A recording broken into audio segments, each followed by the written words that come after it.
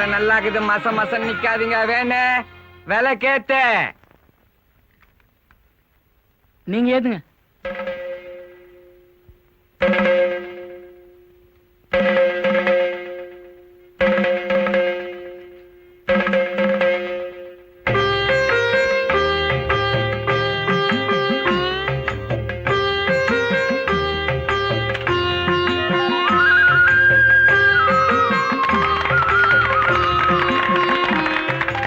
நல்ல நேரத்துல விலை கேத்திச்சு புண்ணியவதி.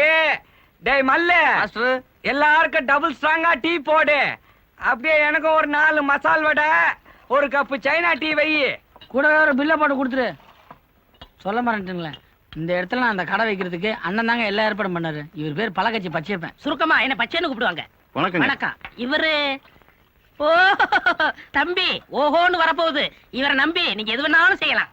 இவர் இங்க கடை கட்டுறதுக்காக அண்ணன் காராசாரமா சட்டசபையில பேசிருக்காருன்னா பாத்துக்குங்களேன். அதெல்லாம் ஏன்டா இங்க சொல்லிட்டு இருக்க? இல்ல நான் சொல்லிட்டேன். எனக்கு புகழ்ந்தா பிடிக்காதுப்பா.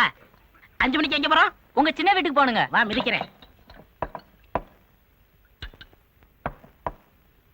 டீக்கு நானு, சரக்கு நீ. எனக்கு டீயே வேணும். சரி குடி, இன்னைக்கு நானே கவனிச்சுக்கிறேன்.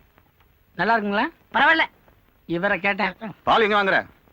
ஏங்க நல்லா இல்லையா? மத்தவங்களோட ₹1 அதிகமா கொடுத்து வாங்கிடுங்க. ஏன் அப்படி? பால்கார உன்னை ஏமாத்துறான். நாளைல இருந்து நம்ம வீட்டுக்கு வந்துரு.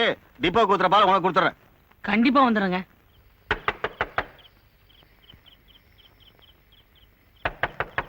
அம்மா அம்மா, யாரோ கதவு தட்டுறாங்கம்மா. யாருன்னு போய் பாரு. ம்.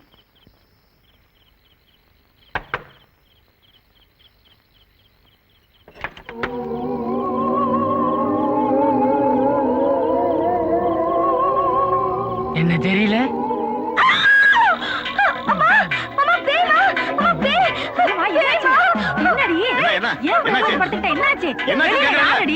சொல்லு, யாருன்னு சொல்லு. வெளியில வெளிய என்னம்மா? யாரவன் யாரவங்க? யாரவன்? நான் தாங்க. சொல்றேன் நான் தானே. யாரு? நான் தாங்க பால் வாங்குறதுக்காக வந்தேன். அதுக்கு இந்த நேரத்துலயா? விடியலீங்களா? மணி 12:30 ஆகுது. அப்போ ஒரு 4:30க்கு நான் வரேன்.